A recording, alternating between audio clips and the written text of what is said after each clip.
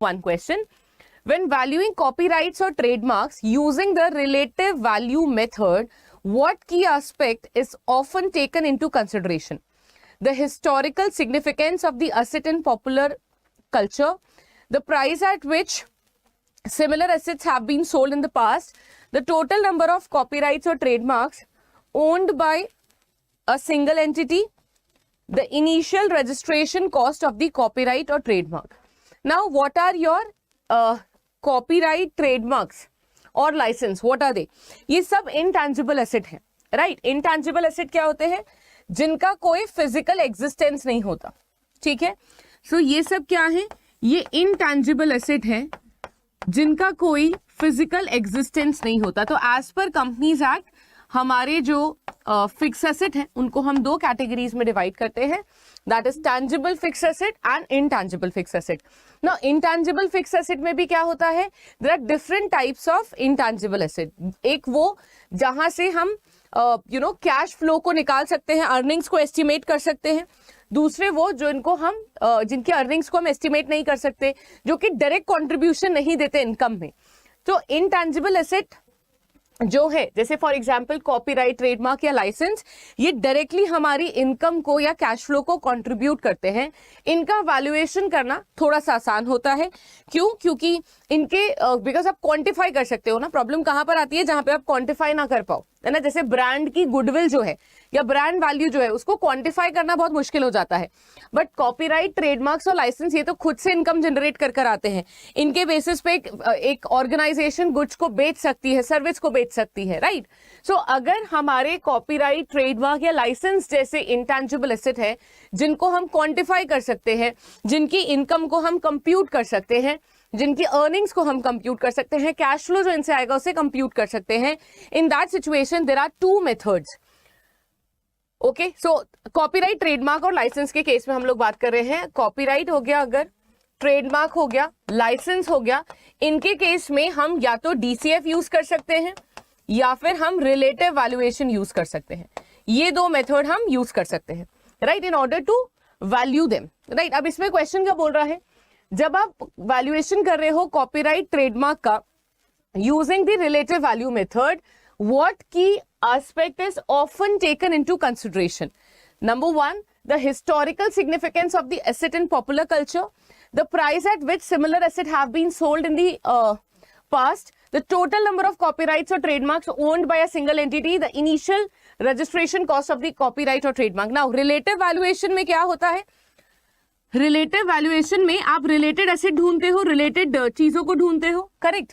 अब यहां पे आप देखो, the prices at which similar asset have been sold in the past, ये डेफिनेटली किसके साथ जाता है? रिलेटिव वैल्यूएशन के साथ.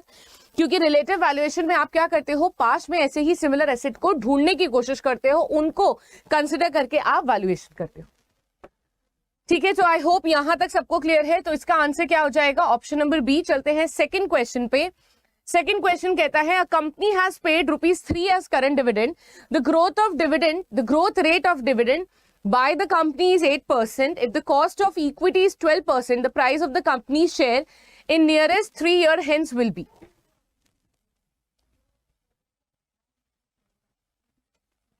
एक कंपनी ने ₹3 का करंट डिविडेंड पे किया है, ठीक है. डिविडेंड का ग्रोथ रेट आपको कितना बोला है? 8%.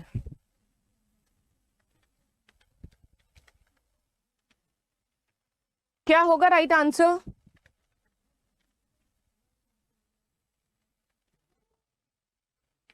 थ्री ईयर हेंस बोला है.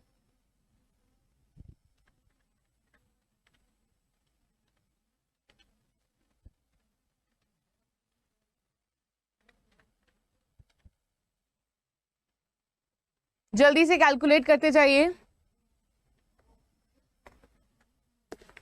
करंट ईयर आपको डिविडेंड दिया है. यहां पर हम कौन सा मॉडल यूज करेंगे? We will be using Gordon's model, है ना.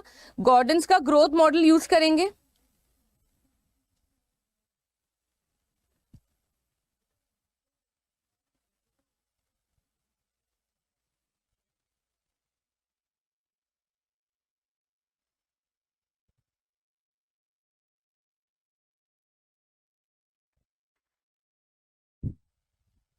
चलिए,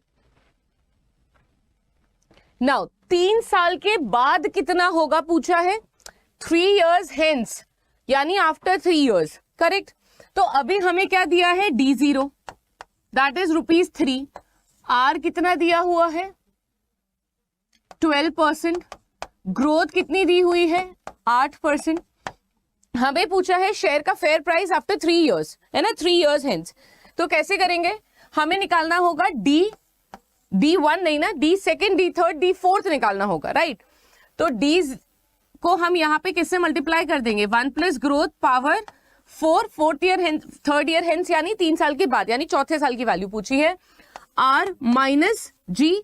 अब एक्सपेक्टेड डिविडेंड, करंट ईयर का dividend is 3, growth rate is 1.08, discount rate आपको दिया हुआ है। अब इसको कैलकुलेट कर लेते हैं जल्दी से। तो 1.08 इंटू 123 है ना, 3 से मल्टीप्लाई करेंगे, डिवाइड कर देंगे 0.04 से, आंसर आएगा 102 ₹102.04। ठीक है, तो राइट आंसर क्या हो जाएगा, ऑप्शन नंबर डी। हमने ऐसा क्यों करा, बहुत इंपॉर्टेंट पॉइंट यहाँ पे क्या है, 3 year hence, 3 year नहीं, 3 year hence यानी उसके 3 साल के बाद क्या होगी। तो यहाँ पे language will play a very important role. ठीक है नॉर्मल गॉर्डन मॉडल ही जो हमने पढ़ा है ये वाला, बट यहाँ पे सिर्फ यहाँ पे थोड़ा सा वेरिएशन ऐड करा है, राइट। चलिए नेक्स्ट क्वेश्चन, क्वेश्चन नंबर 3 आपको बोलता है X limited is foreseeing a growth rate of 14% पर annum in next 2 years. The growth rate is likely to fall to 12% for the third year and fourth year. After that, growth rate is expected to stabilize at 10% per annum. If the last dividend paid was rupees 2.25 per share and the investor required rate of return is 18%, you are required to calculate the intrinsic value of share of X Limited as of date. ठीक है, अब अगर ये question से आपको नहीं समझ आया हो तो मैं आपको बता देती हूं, ये जो क्वेश्चन है ये किसको बिलोंग करता है, 3 स्टेज ग्रोथ मॉडल। ये क्वेश्चन आपका 3 स्टेज ग्रोथ मॉडल से बिलोंग करता है। अगर अभी भी आप रिलेट नहीं कर पाए हो तो this is from the chapter DCF. DCF में जब आप इक्विटी की वैल्यूएशन कर रहे होते हो, इक्विटी शेयर्स की वैल्यूएशन करते हो, तो 2 तरीके से कर सकते हो, या तो free cash flow that is available to equity shares, या तो आप वो ले सकते हो, या फिर डिविडेंड को यूज कर सकते हो। तो आपने यहाँ पे डिविडेंड को यूज करो बिकॉज उसी से रिलेटेड इंफॉर्मेशन मिली है। तो आप यहाँ पे कैलकुलेट क्या करोगे, P0। But again dividend growth model बोलता है कि मल्टीपल केस हो सकते हैं, या तो नो ग्रोथ हो सकती है, या तो कांस्टेंट ग्रोथ हो सकती है, या तो 2 स्टेज मॉडल हो सकता है जहां पे इंक्रीज होगा फिर डिक्रीज होगा फिर स्टेबल हो जाएगा, या फिर 3 स्टेज जहां पे ये 3 सिचुएशन बनेंगे। नाउ ऐसे क्वेश्चन को सॉल्व करने के लिए आपको घबरा के जल्दी से फॉर्मूला नहीं देखना है। मैं आपको एक ट्रिक बताऊंगी जिसके थ्रू आप बिना फॉर्मूले के आप इन क्वेश्चंस को सॉल्व कर सकते हो, वैसे ही जैसे आप नॉर्मल क्वेश्चन सॉल्व करते हो। नाउ सबसे पहले इंपॉर्टेंट है ये रियलाइज करना कि आपको क्वेश्चन में D0 दिया हुआ है ना कि D1। करंट ईयर का डिविडेंड है 2.25, ठीक है। ग्रोथ सारी लिख लेते हैं, G1 हमें कितनी दी हुई है 14%, this will remain for 2 years. Then the growth is G2 will remain for 10%. Sorry, 12%, and then it will stabilize.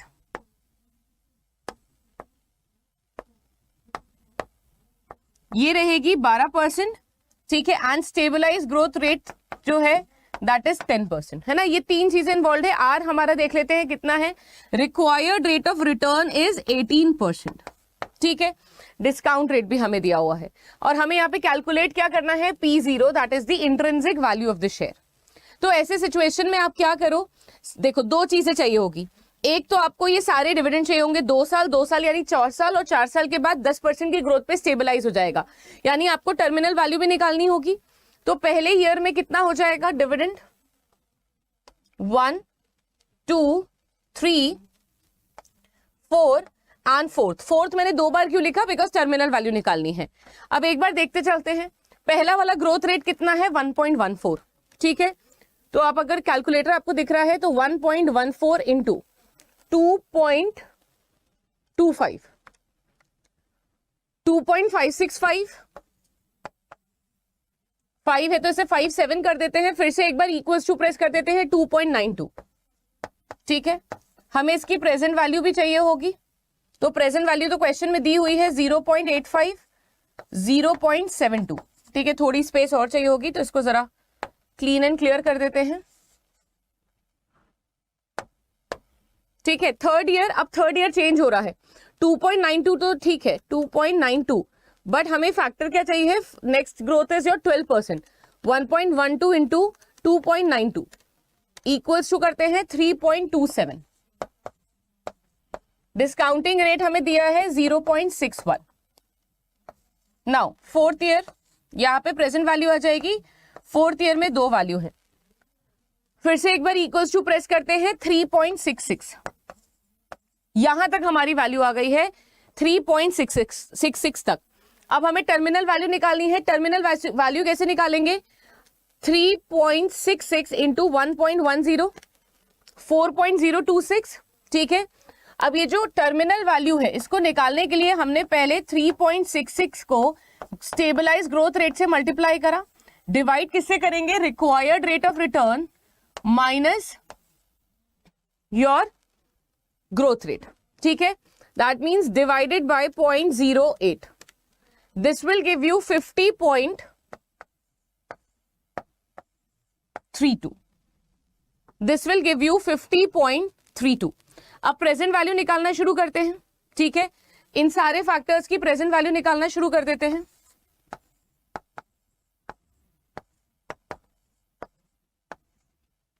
तो प्रेजेंट वैल्यू क्या होगी? 2.5 तो हमें सिंपली मल्टीप्लाई करना है। 2.18,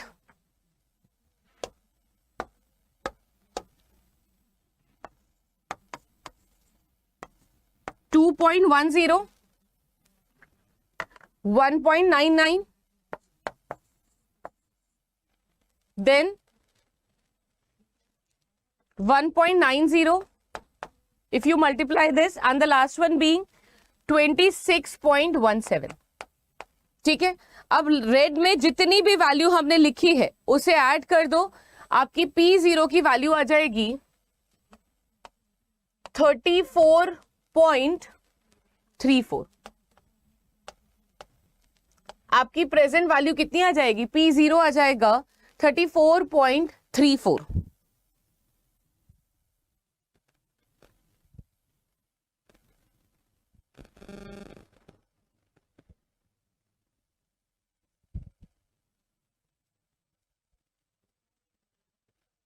आई होप यहां तक क्लियर है।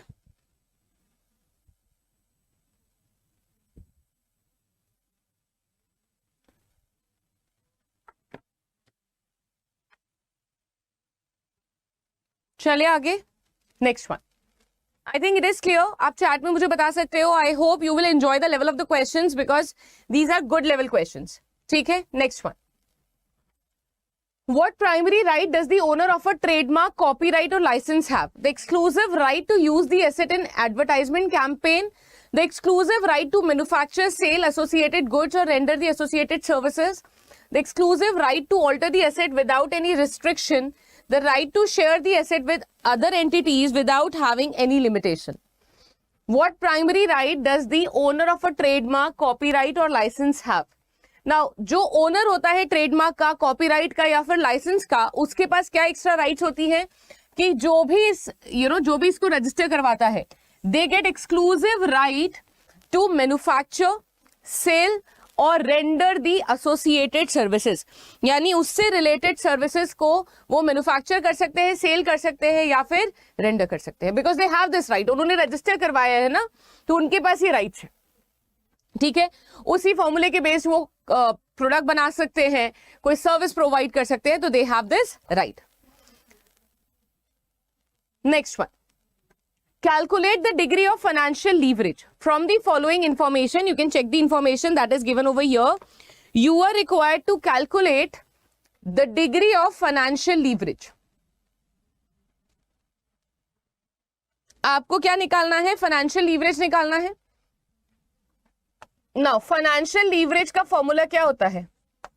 EBIT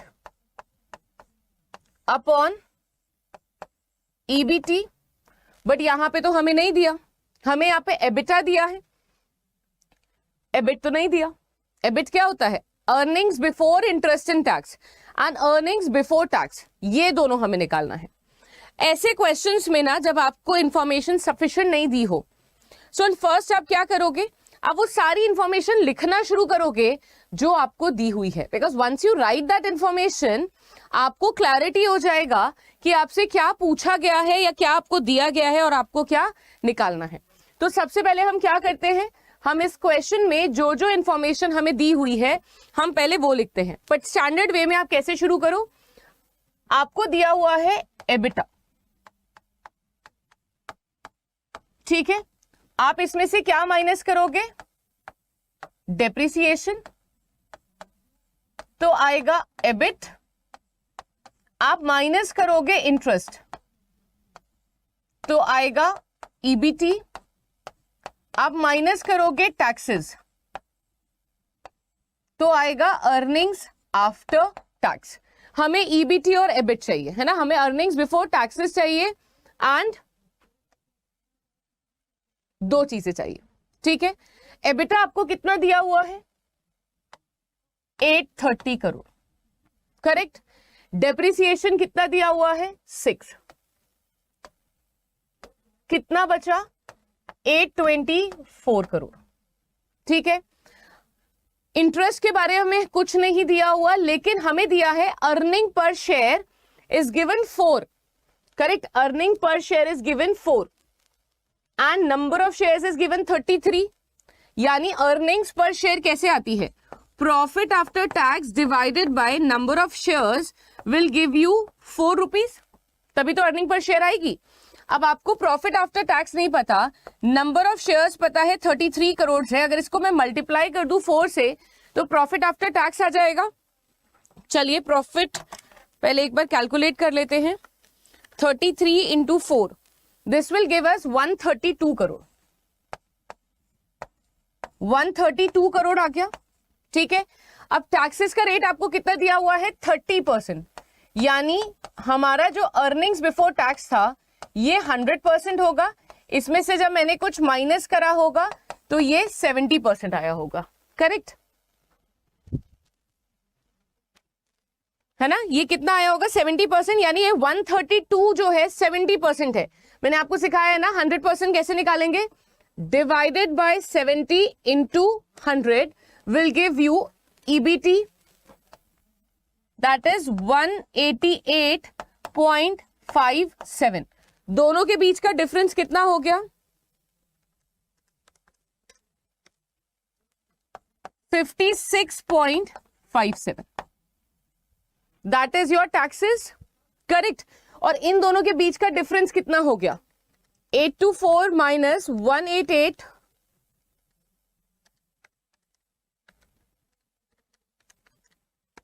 this will give you the difference of 635.43 crore,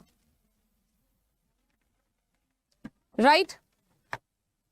अब आपको क्या निकालना है, फाइनेंशियल लीवरेज। फाइनेंशियल लीवरेज क्या होगा, EBIT upon EBT, this is given 824 divided by 188.57,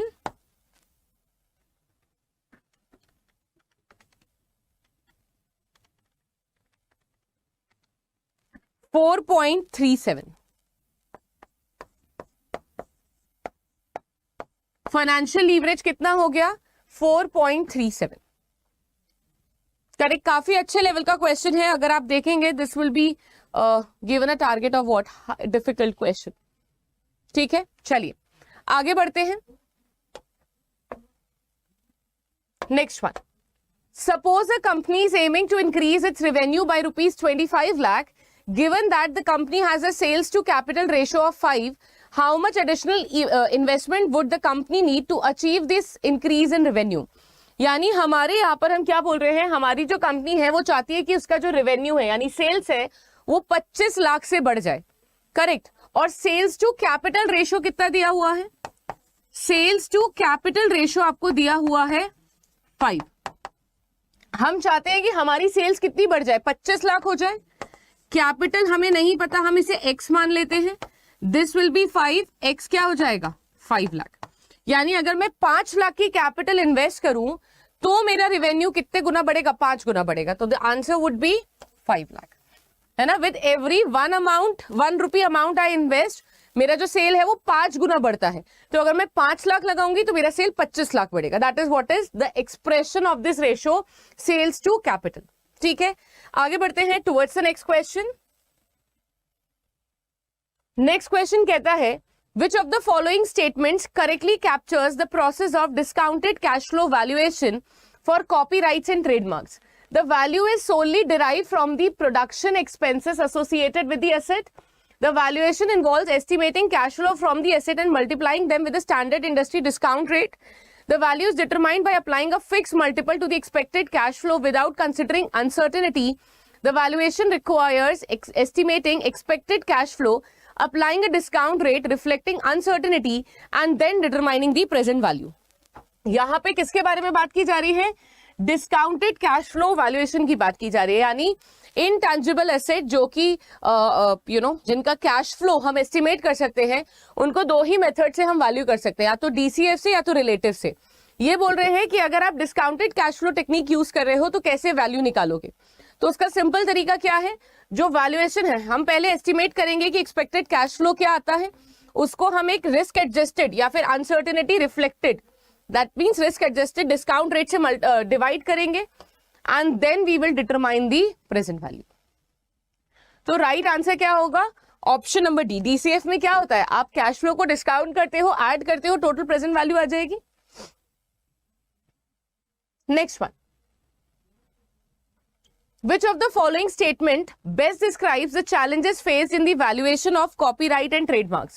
The relative value method for copyright and trademark is based solely on the expected cash flow from the asset. The value of copyrights and trademarks remain consistent regardless of the potential infringements. Copyright and trademarks grant exclusive right for an indefinite period, making their valuation straightforward. The valuation of copyright and trademark may consider the cost of enforcing exclusivity and the potential loss of value from right violation. Now, हमारे जो valuation और valuation जब हम करते हैं copyright and trademarks का, what are the challenges that we will face? क्या challenges हम फेस करते हैं? सी कॉपीराइट एंड ट्रेडमार्क के साथ जो चैलेंज आता है वो ये है कि हमारा जो कॉपीराइट और ट्रेडमार्क, कॉपीराइट ट्रेडमार्क या लाइसेंस है, that can be copied, that can be used, then you have to go for legal cases जिसमें टाइम लगता है। तो यही है कि valuation of copyright and trademark may consider the cost of enforcing exclusivity and the potential loss of value from rights violation. अब अगर आपका कोई भी ट्रेडमार्क या कॉपीराइट यूज कर रहा है, then you will go for a legal case जहां पे पैसा लगेगा, उसकी वजह से कॉस्ट इनकर होगी, कॉस्ट ऐड होती जाएगी, then there is potential chances that people will copy and somewhere someone will be using it. तो अब जब आप लीगल केस कर रहे हो तो टाइम भी लगेगा, आपकी कॉस्ट भी बढ़ती जाएगी। That is one thing that we have to consider while valuing the intangible assets, specifically trademarks and license, which are capable of generating revenue. Now, from the following information, not only capable but basically जिसको आप quantify कर सकते हो, from the following information calculate the weighted average cost of capital. आपको जो information दी गई है इसको use करके आपको weighted average cost of capital निकालना है। Now weighted average cost of capital में हम क्या करते हैं? हम जो कॉस्ट असाइन करते हैं वो as per weight of the instrument करते हैं। ठीक है, यहां पे आपको वेट दिया है, कॉस्ट ऑफ कैपिटल दी है, बहुत सिंपल तरीका है। वेटेड एवरेज कॉस्ट कैसे निकालोगे? इन दोनों को आप मल्टीप्लाई करते जाओगे। ठीक है, इसका हो जाएगा 7.5%, 50% है ना, हाफ हो जाएगा। 9% का 5, दैट इज 0.45%, एंड 8 का 45%, 3.6।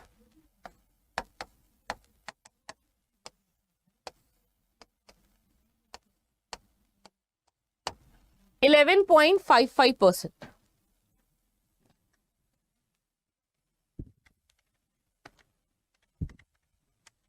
11.55% आपकी weighted average cost of capital है. Next one and the last question for the day. Which of the following statement correctly describes the tenure of redeemable preference share as per Companies Act 2013? Redeemable preference shares can be issued with an indefinite tenure and there is no obligation for companies to redeem them.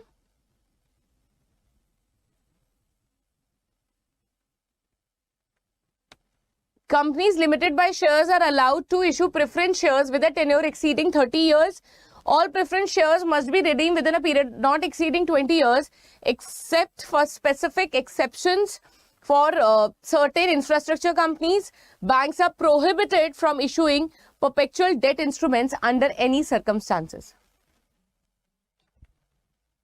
Banks are they are the only one they can issue perpetual debt. अगर आपको याद हो, हमने उस दिन भी बताया था, banks are the only one which can issue perpetual debt, है ना. तो ये स्टेटमेंट गलत है.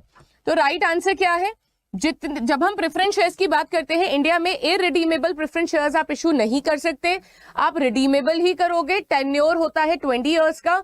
अगर आप इंफ्रास्ट्रक्चर कंपनी हो तो 30 इयर्स के लिए इशू कर सकते हो. But from 21st year onwards आपको क्या करना पड़ेगा? 10% का रिडम्पशन शुरू करना पड़ेगा अगले 10 साल, जिससे पूरा 100% रिडीम हो जाए इन 10 साल के अंदर. ठीक है. तो राइट आंसर क्या होगा यहाँ पे? Option number C. Hello everyone, welcome to Officer Adda 24/7. A very good evening to all of you. तो यहाँ पर मैं सुप्रभा आप लोगों की ABFM मेंटोर. यहाँ पर हम स्टार्ट करने वाले हैं मॉड्यूल डी. राइट, आपको जैसे पता है कि ऑलरेडी यहाँ पर YT में भी मॉड्यूल डी जो है वो ऑलरेडी स्टार्ट हो चुका है, क्योंकि जो क्वेश्चन है वो मैं आप लोगों को काफ़ी करा चुकी हूँ मॉड्यूल ए के.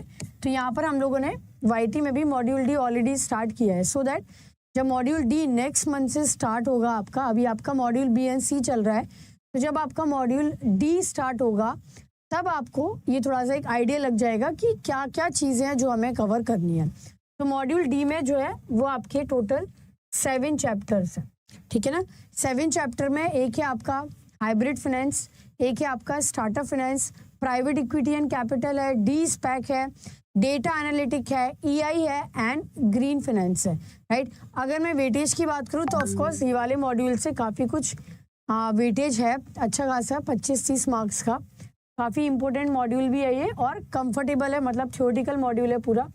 राइट, चलिए यहाँ पे पहला क्वेश्चन देखते हैं स्टार्टअप फाइनेंस से. राइट, क्वेश्चन क्या है यहाँ पे? क्वेश्चन है यहाँ पर आपका SISFS.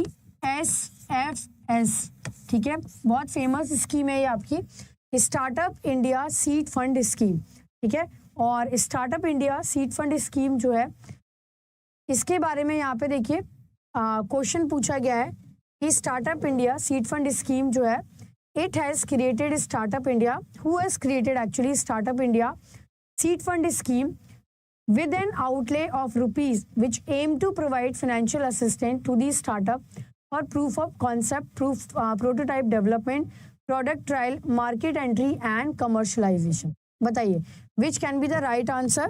यहाँ पे देखिए पहला है यहाँ पे that is DPIIT 945 crore, B है यहाँ पे that is ministry of finance 900 crore, फिर आपका ministry of corporate affair 1000 crore, फिर है ministry of skill development 1045 crore. ठीक है, बताइए what can be the right answer.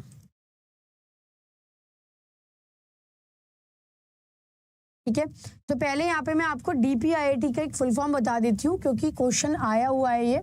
ठीक है, DPIIT का क्या फुल फॉर्म है देखिए. राइट, DPIIT का जो फुल फॉर्म है that is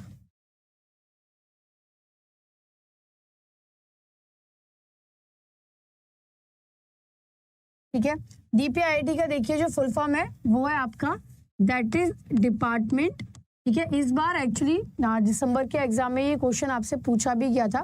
department of promotion of industry and internal trade, industry trade. Department of, ठीक है, DP, department of promotion of industry and internal trade.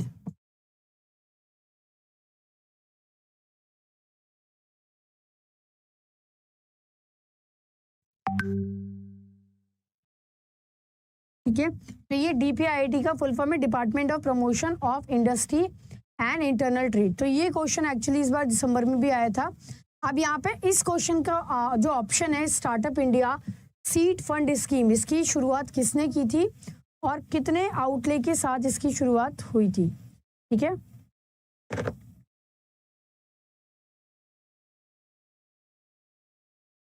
Right, तो यहाँ पे देखिए इसकी शुरुआत की थी डीपीआईआईटी ने, राइट, और कितने रुपीस से की थी, ये शुरुआत की थी आपकी 945 करोड़ रुपीस से। ठीक है, काफी फेमस स्कीम रही है स्टार्टअप इंडिया की, राइट, SISFS,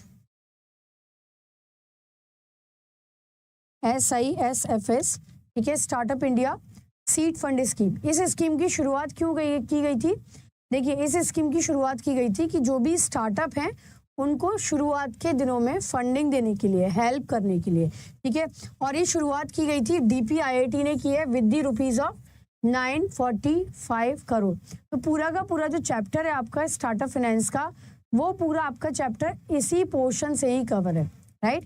तो normally this initiative DPIIT, actually DPIIT they have taken this initiative to support the entrepreneurship across the India।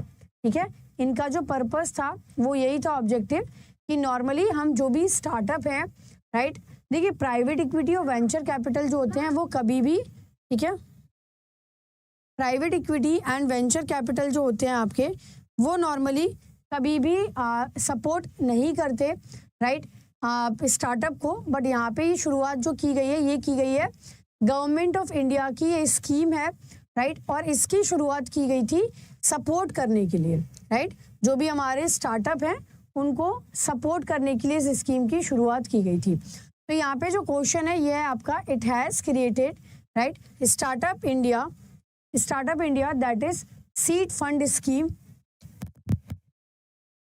Right, that is seed fund scheme with an outlay of rupees which aim to provide financial assistance to startup for proof of concept prototype development।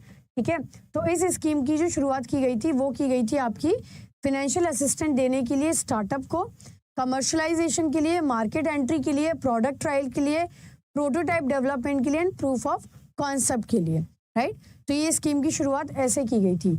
और normally यहाँ पे startup जो है they will be then raise the capital after, इतना assistant बस मिल जाए, इतनी हेल्प जब मिल जाती है गवर्नमेंट की तरफ से, देन डेफिनेटली जो भी स्टार्टअप है they can go with the investor, angel investor and venture capitals. ठीक है, they can easily take the loan from the any commercial bank. ठीक है, तो वो आराम से कमर्शियल बैंक के थ्रू लोन वो ले सकते हैं, राइट। तो यहाँ पे this is the first question, right. चलिए अगला देखते हैं यहाँ पे, that is consider the following statement, right, consider the following statement with reference to the startup india seed fund scheme। तो यहाँ पे ऑप्शन ए देखिए क्या है,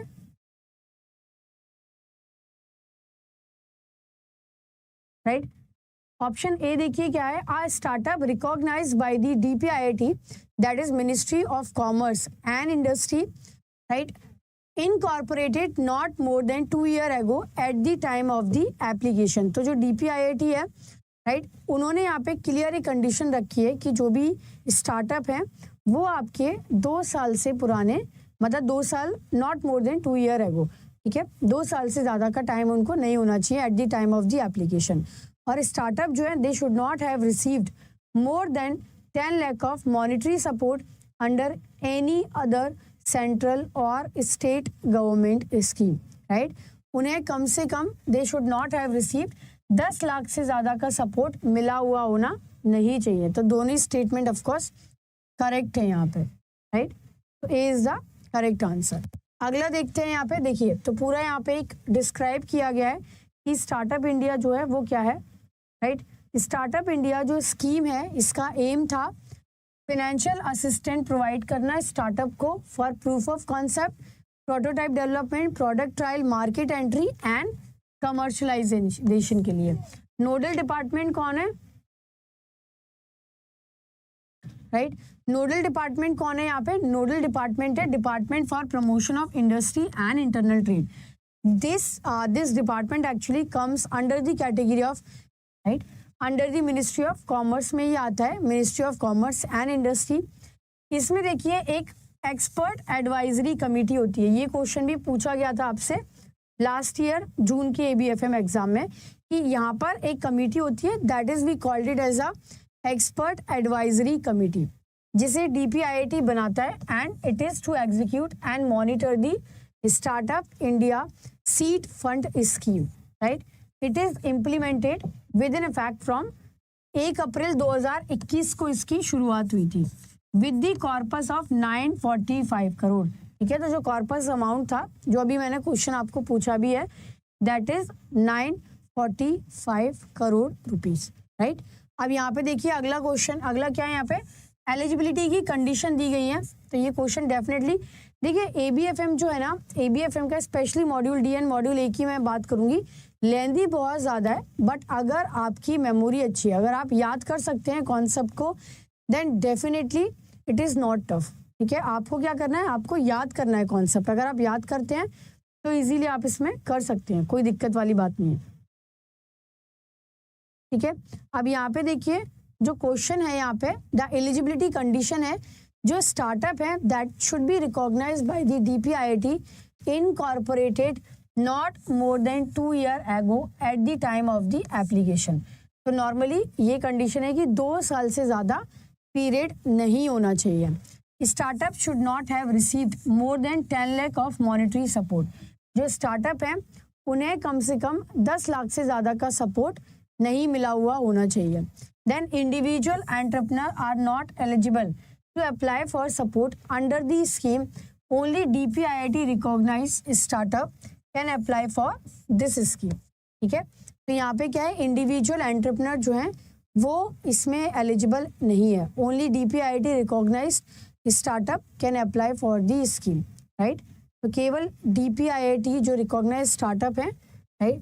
then share holding by Indian promoter in the startup should be at least 51% at the time of application to the incubator for the scheme. तो इसमें क्या है? जो शेयर होल्डिंग है by the Indian promoter in the startup कम से कम 51% की होनी चाहिए at the time of the application. तो आपकी बुक में मेनली स्टार्टिंग की 3 कंडीशन लिखी है, तो कम से कम वो आपको याद होनी चाहिए कि 2 साल से ज़्यादा ना हुआ हो, प्लस 10 लाख से ज़्यादा का मॉनेटरी सपोर्ट नहीं हो, राइट? तो this is a DPIIT department for promotion of industry and internal trade, जो इस स्कीम का startup India seed fund scheme का नोडल डिपार्टमेंट है, और ये आता है आपका मिनिस्ट्री ऑफ कॉमर्स में। इनके अंडर में एक EAC कमेटी होती है जिसमें बहुत सारे गवर्नमेंट डिपार्टमेंट के रिप्रेजेंटेटिव होते हैं। ये क्वेश्चन भी आया था कि कौन कौन से, पूरे 10-12 लोगों की लिस्ट है, राइट? तो यहाँ पे आपके government representative and industry expert होते हैं। फिर ये जो है EAC, they normally select the incubator, फिर ये इंक्यूबेटर को सिलेक्ट करते हैं, right? Which are government assisted, not government assisted incubator. Operational कम से कम जो इंक्यूबेटर है उन्हें कम से कम 2 से 3 साल होना चाहिए। ठीक है, they should be in the operation for at least 2 to 3 year, right? और ये जो स्टार्टअप है DPIIT रिकॉग्नाइज्ड होते हैं इनकॉर्पोरेटेड लेस देन 2 ईयर एगो, राइट? तो यहाँ पे स्टार्टअप जो है DPIIT रिकॉग्नाइज स्टार्टअप कम से कम 2 साल से ज़्यादा नहीं होना चाहिए, should be less than 2 year एगो। तो ये 4 कंडीशन है जो काफ़ी इंपॉर्टेंट है, राइट? चलिए अगला क्वेश्चन देखते हैं यहाँ पे, which of the following body validate startup for granting tax related benefit allowed, right, % of deduction for eligible startup. तो यहाँ पे देखिए नॉर्मली इसमें क्या होता है कि which of the following body validate startup for granting tax related benefit allowed, right? इसमें देखिए क्या आता है, inter ministerial board setup by the department of industrial policy and development it should B 100% of deduction. देखिए इसमें क्या होता है नॉर्मली कि पूरा का पूरा जो भी एलिजिबल स्टार्टअप है, पहले क्या था, जो स्टार्टअप की डेफिनेशन थी वो एकदम कंप्लीटली अलग थी। अभी जो स्टार्टअप की डेफिनेशन है वो अभी बिल्कुल अलग है, राइट। अब इसमें क्या होता है कि जब स्टार्टअप की डेफिनेशन पहले अलग थी अभी अलग है, तो पहले क्या था, पहले इसमें वो स्टार्टअप आते थे जिनको केवल 5 साल हुआ होता था, ठीक है। अभी इसमें आते हैं आपके कम से कम 10 साल। तो यहाँ पे क्या हुआ, जो भी स्टार्टअप बाद में ओपन हुए थे और जिन्हें अभी 10 साल नहीं हुआ था, तो वो भी इस कैटेगरी में आ गए स्टार्टअप की। तो यहाँ पे टैक्स का जो बेनिफिट है वो उन्हें भी मिलता है, राइट। टैक्स एग्जम्पशन के ऊपर आपका क्वेश्चन जरूर आता है, राइट। चलिए अगला देखते हैं। यहाँ पे startup registered with the DPIIT government of India are exempted from the payment of angel tax with condition under section 56(2)(b), right. तो यहाँ पे देखिए जो भी स्टार्टअप है जो DPIIT में रजिस्टर्ड है उन्हें पूरी छूट मिलती है एंजल टैक्स में, ठीक है। क्या छूट मिलती है, देखिए पहला ऑप्शन है यहाँ पे tax payable on the capital raised by the new listed startup company via issuance of share where the share price seen in excess of fair market value of share sold, ठीक है। Option B है the tax that startup were supposed to pay if they receive loan at the discounted rate of interest because of the higher success ratio। सी है यहाँ पे the tax payable on capital raised by the unlisted company via issuance of share where the share price is seen in the excess of fair market value of share sold।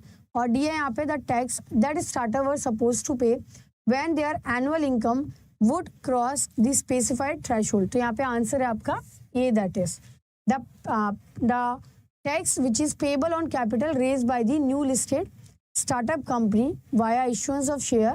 यहाँ पे आपका this is the right answer. अगला देखिए यहाँ पे eligible startup जो है they can claim the deduction under this section for any 3 consecutive year, right. तो यहाँ पे देखिए सेक्शन 80 IAC जो है, राइट, ये आपको क्या प्रमोट करता है, सेक्शन 80 IAC। इसमें आप लगातार आउट ऑफ एनी 10 ईयर जो भी स्टार्टअप है, राइट, तो आउट ऑफ एनी 10 ईयर जो भी स्टार्टअप है उन्हें यहाँ पे छूट दी जाती है कि वो 3 साल का उनको पूरा छूट मिलता है आउट ऑफ 10 ईयर कि वो लगातार 3 साल तक यहाँ पे टैक्स का पूरा उनको छूट मिलती है। तो eligible startup can claim the deduction under the section for any 3 consecutive year out of the 10 year beginning from the year in which such eligible startup are incorporated. जैसे मैंने आपको बताया पहले डेफिनेशन क्या थी, पहले थी कि 5 साल होने चाहिए, ठीक है, और 25 करोड़ का टर्नओवर होना चाहिए। बट ये डेफिनेशन चेंज हो गई, अभी ये 10 ईयर होना चाहिए ओपन हुए और कम से कम 100 करोड़ का टर्नओवर, ठीक है। तो जो बाद में स्टार्टअप थे जो पहले स्टार्टअप की कैटेगरी में नहीं आते थे due to the earlier definition, बाद में क्या हुआ, चेंज की वजह से ये भी स्टार्टअप की डेफिनेशन में आ गए, राइट। तो यहाँ पे आंसर है आपका section 80 IAC, right, this is the right answer. जिसमें हम देख सकते हैं कि सेक्शन 80 IAC जो है इसके अंतर्गत जो भी स्टार्टअप है, राइट, उन्हें कम से कम आउट ऑफ 10 ईयर लगातार 3 साल तक की छूट मिलती है फॉर द टैक्स, राइट। चलिए अगला देखते हैं यहाँ पे which of the following is the private equity company of Indian oil. इसका मैं आपको एक टेबल दिखाना चाहती हूँ। ये देखने में लग रहा हो कि ये क्वेश्चन क्या ही आएगा, पर ये क्वेश्चन एक्चुअली आया हुआ है, राइट। इसमें देखिए ये सारी इंटरनेशनल कंपनी है which are having the presence in the India, ठीक है।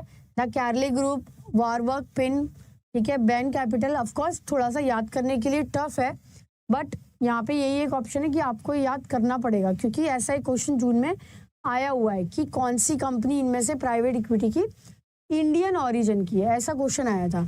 तो वहाँ पे एक्चुअली 3 ऑप्शन यहाँ पे दिए थे और these are the Indian company. तो उसका जो आंसर था ये था क्रिस कैपिटल, ठीक है ना। नाम से लगता है कि शायद बाहर की है बट ये इंडियन है।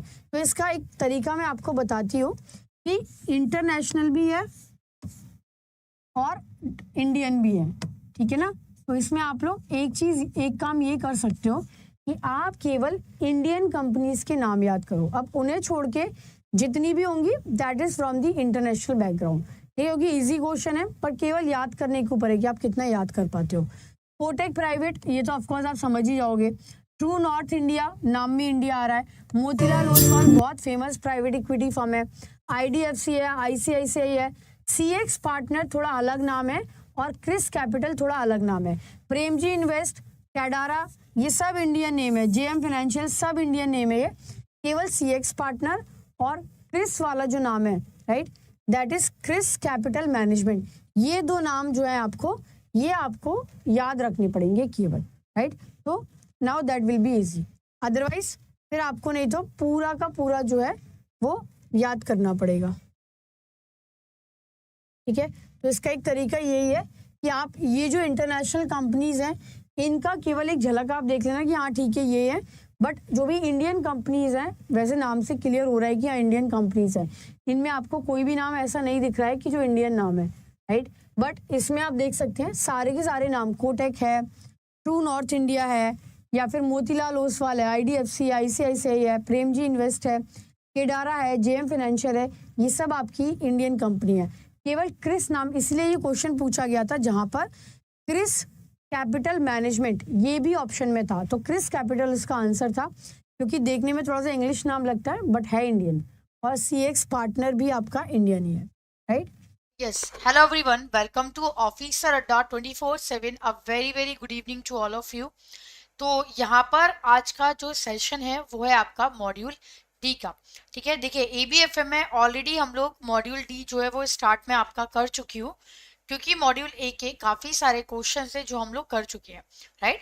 तो अभी मैं आपका मॉड्यूल डी यहाँ पे स्टार्ट करा रही हूँ। अब देखिए यहाँ पे पहला क्वेश्चन है आपका, टोटल मॉड्यूल डी में आपके हैं 19, 20, 21, 22, 23, 24, 25, टोटल आपके 7 चैप्टर्स हैं मॉड्यूल डी में। ठीक है, टोटल 7 चैप्टर। तो ये जो क्वेश्चन है ये है आपका स्पैक से। स्पैक का मतलब क्या होता है?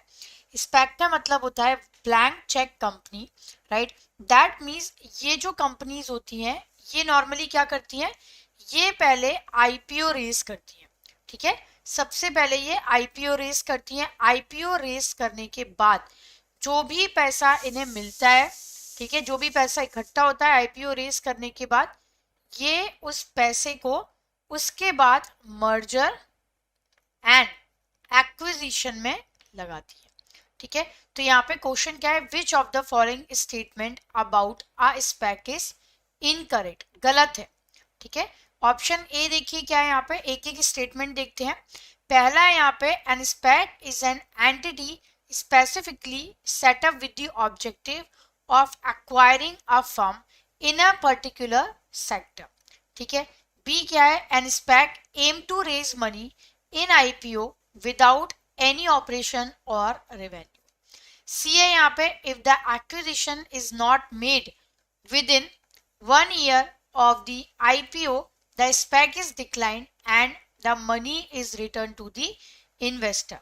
और special purpose acquisition company are also known as blank cheque company. तो यहाँ पे देखिए ऑप्शन नंबर जो डी है आपका, of course that is correct. तो यहाँ पे हमें इनकरेक्ट बताना है, जो कि करेक्ट नहीं है, राइट।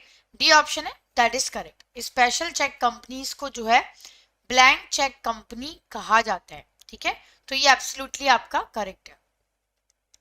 इसके बाद अगला देखते हैं यहाँ पे option number A, a SPAC is an entity specifically set up with the objective of acquiring a firm in a particular sector. ठीक है, SPAC जो है आपकी वो एंटिटी है जो इसीलिए सेटअप की जाती है, राइट, जो कि IPO के बाद मर्जर या एक्विजिशन करे। ठीक है, they are basically the shell companies होती हैं, और ये IPO रेस करने के बाद, ठीक है, इनका पर्पस होता है किसी और कंपनी के साथ, पहले ये IPO रेस करती है। नॉर्मली इंडिया में इतना ज़्यादा अभी ट्रेंड में नहीं है इस तरीके की कंपनीज, तो पहले ये क्या करती हैं, IPO रेस करती हैं। IPO रेस करने के बाद फिर ये मर्जर एक्विजिशन करती है। ठीक है, तो ऑप्शन ए भी करेक्ट है आपका, बी भी करेक्ट है और डी भी करेक्ट है। यहाँ पे मैंने क्या लिखा है, if the acquisition, right, is not made within 1 year, यहाँ पे मुझे लिखना था 2 ईयर, तो ये मैंने गलत लिखा हुआ है, मतलब ये आपका करेक्ट आंसर है, तो C is the correct answer. Normally क्या होता है, आईपीओ रेस करने के बाद अगर स्पैक कंपनी जो है राइट, वो अगर विद इन 2 ईयर अगर क्या करती हैं, एक्विजिशन अगर नहीं करती, तो स्पैक जो होता है वो डिक्लाइन हो जाता है और मनी जो है वो रिटर्न कर दी जाती है, इन्वेस्टर को वापस कर दी जाती है। ठीक है, तो यहाँ पे जो टाइम पीरियड है वो कितना है, that is up to 2 year. If the acquisition is not made within 1 year of the IPO, जो कि गलत लिखा हुआ है, यहाँ पे मुझे लिखना था 2 ईयर ऑफ द आईपीओ, कि इक्विजिशन जो है अगर ये आपका 2 साल में नहीं किया जाता within 2 year, the SPAC is decline and the money is return to the investor. तो स्पैक जो है वो डिक्लाइंड हो जाता है और मनी जो है वो इन्वेस्टर को रिटर्न कर दी जाती है। तो यहाँ पे आपका जो राइट आंसर है वो है दैट इज सी।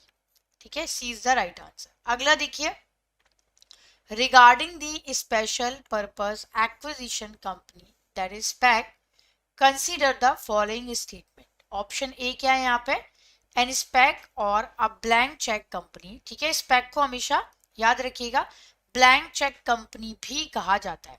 ठीक है, तो यहाँ पे ऑप्शन क्या है, नंबर 1 है यहाँ पे, a SPAC or a blank cheque company is an entity specifically set up to acquire a firm in a particular sector.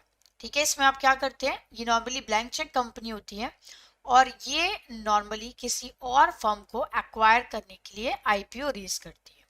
Second option क्या है यहाँ पे, सेकंड ऑप्शन है कि this SPAC aim to raise money in an IPO, IPO में ही raise करती हैं, and this point it does not have any operation or revenue. तो यहाँ पे आंसर आपका सी है, क्योंकि यहाँ पे ए भी सही है और बी भी सही है।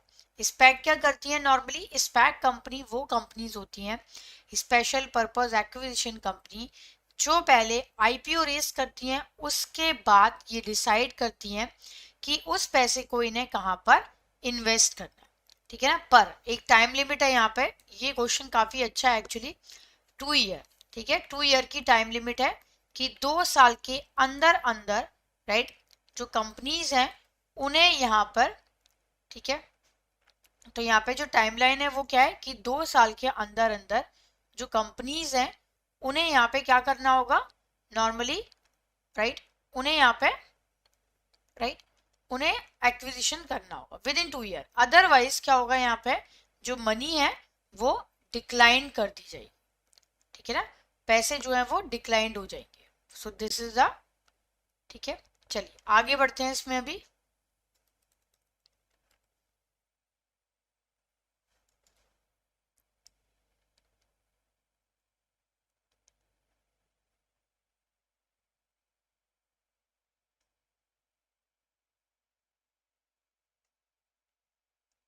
ठीक है, इसमें देखिए आगे बढ़ते हैं अभी राइट, अगले क्वेश्चन पे आते हैं। Which of the following is a characteristic of SPAC.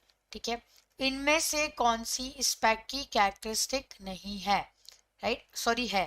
ठीक है, राइट आंसर बताना है। Inability to track use of fund, high return, high market cap, increase disclosure norms.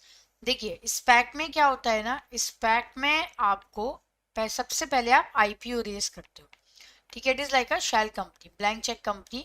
उसके बाद आईपीओ रेस करने के बाद विद इन 2 ईयर आपको यहाँ पे मर्जर या एक्विजिशन करना होता है।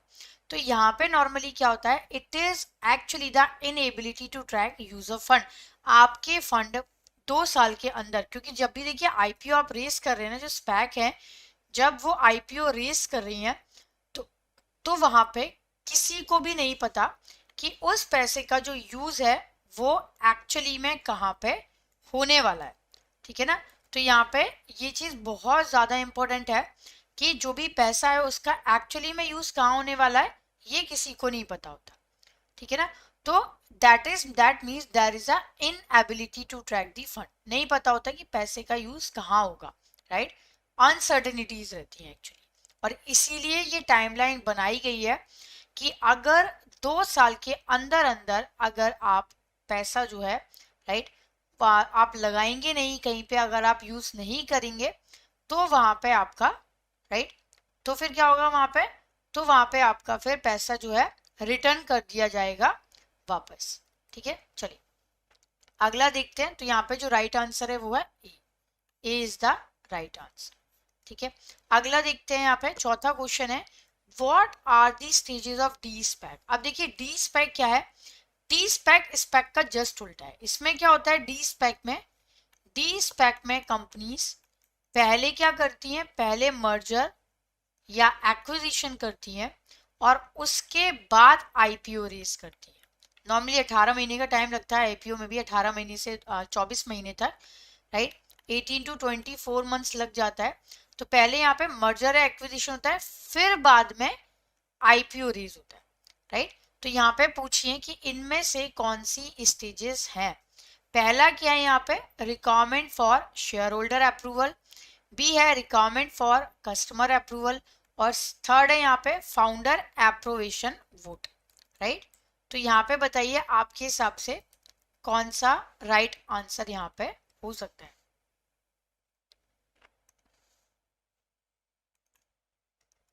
ठीक है, यहाँ पे बताइए क्या हो सकता है राइट आंसर।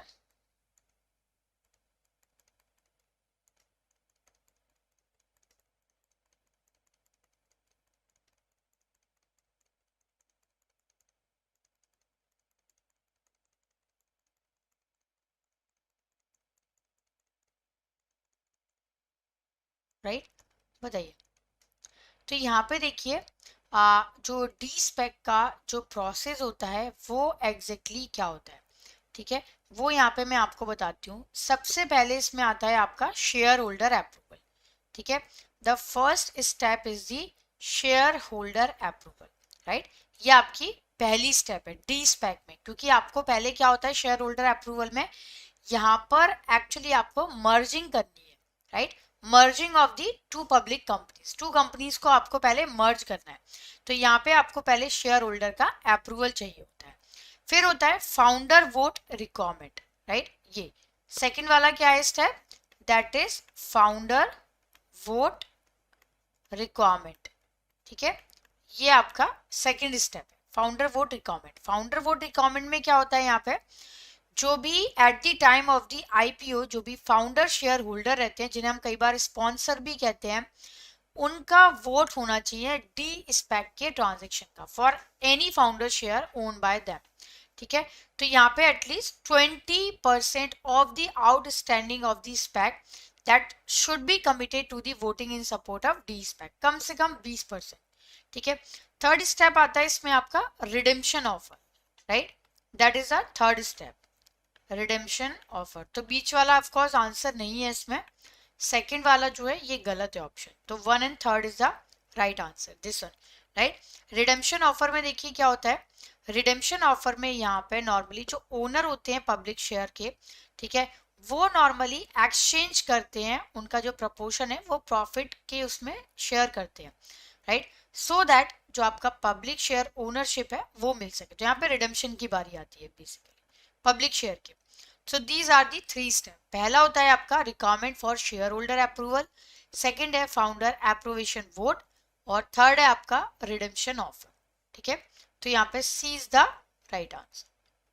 अगला देखिए क्वेश्चन नंबर 5 है, in this process monies are being raised so that the company can develop its user base, product offering, extend to other geographies. ठीक है, इसमें देखिए क्या होता है, monies normally that are being raised so that the company can develop its user base को वो develop कर पाते हैं, प्रोडक्ट ऑफरिंग कर पाते हैं, and they can extend to the other geographies as well. ठीक है, तो यहाँ पे नॉर्मली आइडिया स्टेज है, सीरीज है, स्केलिंग है और एग्जिट है। आइडिया स्टेज पे कई बार हम बूट स्ट्रैपिंग भी करते हैं। बूट स्ट्रैपिंग मतलब कि जहां पर आप अपने ओन रिसोर्सेस का यूज करते हैं, ठीक है, that is a boot strapping. फिर आती है इसमें आपकी series a stage. Series A में हम क्या करते हैं, यहाँ पे जो हमारा यूजर बेस है, प्रोडक्ट ऑफरिंग है, उसको हम बढ़ाते हैं। स्केलिंग पे क्या करते हैं हम, जो हमारा बिजनेस ऑलरेडी चल रहा होता है, अच्छे से चल रहा होता है, उसको हम और ज़्यादा स्केल अप करते हैं, मतलब और भी ज़्यादा आगे बढ़ाते हैं, may be into the international market. ठीक है, that is the third step. ठीक है, स्केलिंग वाला, राइट, ये आपका स्केलिंग है। फिर आता है इसमें आपका एग्जिट स्टेज। ये वाला क्वेश्चन एक्चुअली मैंने आपसे पूछा है स्टार्टअप फाइनेंस से, चैप्टर नंबर, काफी इंपॉर्टेंट चैप्टर है ये, चैप्टर नंबर 20 दैट इज। ठीक है, स्टार्टअप फाइनेंस, राइट। तो यहाँ पे देखिए लास्ट में आता है एग्जिट। एग्जिट का मतलब क्या है, यहाँ पे नॉर्मली इसमें कंपनीज जो होती हैं दे विल एग्जिट, अपना रिटर्न कमाने के बाद, अपना प्रॉफिट कमाने के बाद, ठीक है, ये ज्यादातर एग्जिट कर लेती है। ठीक है ना, एग्जिट कैसे करती है, may be bye out, may be IPO के थ्रू, और may be any other method. बहुत सारी मेथड है यहाँ पे, ट्रेड सेल है, बाय आउट है, मर्जर एक्विजिशन है, आईपीओ है। आईपीओ सबसे ज्यादा यूज होती है। तो नॉर्मली जो भी वेंचर कैपिटल फर्म है, जो भी कंपनीज हैं, वो क्या करती हैं, अपना पूरा रिटर्न लेने के बाद finally they will go with the exit, right. तो यहाँ पे आपका पहले आता है आइडिया स्टेज, पहली स्टेज है, फिर सीरीज है, फिर स्केलिंग है, फिर एग्जिट है। तो यहाँ पे आंसर आपका बी है, राइट। इसमें हम बी की बात कर रहे हैं। For eligibility of the incubator to avail funding under the startup India seed fund scheme, जिसको हम शॉर्ट में कई बार बोलते हैं SISFS, ठीक है, इनमें से कौन सा इनकरेक्ट है, राइट, कौन सा इसमें से गलत है।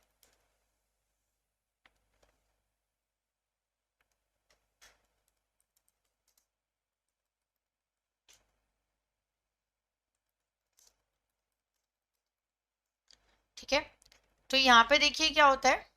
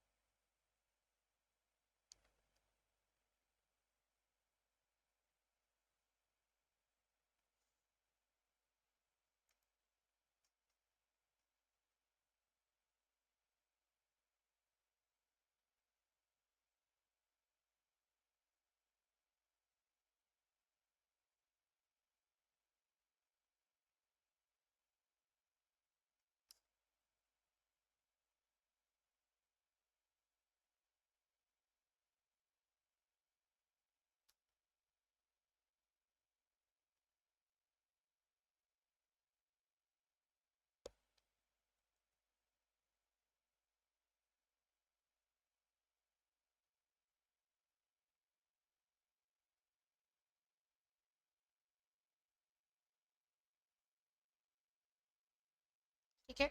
चलिए, इसके बाद यहाँ पे क्या आता है, for eligibility of the incubator to avail funding under the startup India seed fund scheme, SISFS incubator इस स्कीम के अंतर्गत startup India seed fund scheme, जिसकी शुरुआत हुई थी 2021 में, राइट, 2021 में इसकी शुरुआत हुई थी।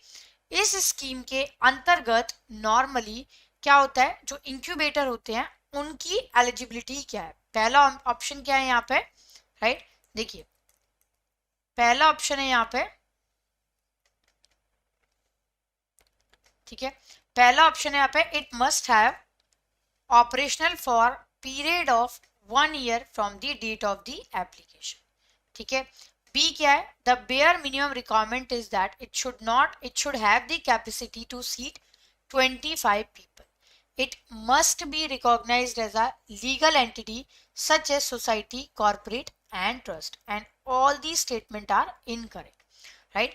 इस स्कीम की देखिए शुरुआत जब हुई थी SISFS स्कीम की, राइट, इसमें हमने देखा था नॉर्मली क्या होता है SISSF में, ठीक है, seed fund India scheme, right, seed fund India scheme की जब शुरुआत हुई थी, ये हुई थी 2021 में। इसके अंतर्गत नॉर्मली जो भी स्टार्टअप होते हैं, DPIIT रिकॉग्नाइज स्टार्टअप, ठीक है, उसमें क्या होता है, उन्हें एक्चुअली यहाँ पे फंडिंग दी जाती है 70 लाख रुपए की। 70 में से भी 20 लाख जो होता है वो होता है आपका डेट, ठीक है, उधार, पर जो आपका 50 लाख होता है, ठीक है, सॉरी 20 लाख जो होता है वो होता है आपका ग्रांट, और 50 लाख होता है इसमें आपका डेट।